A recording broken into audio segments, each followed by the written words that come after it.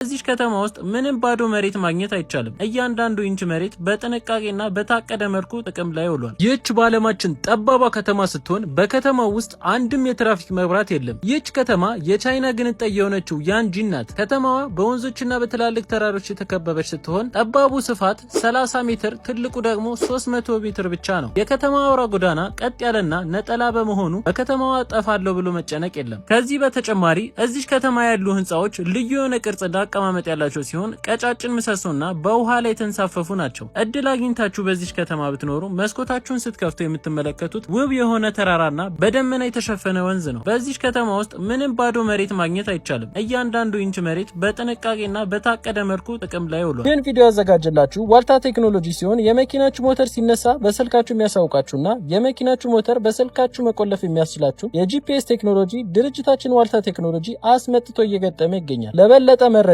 ከታች ባለው ስልክ ቁጥር ይደውሉልን። እንደዚህ አይነት መረጃዎች እንዲደርሳችሁ የፕላስ ምልክቱን በመጫን ቤተሰብ ይሁኑ።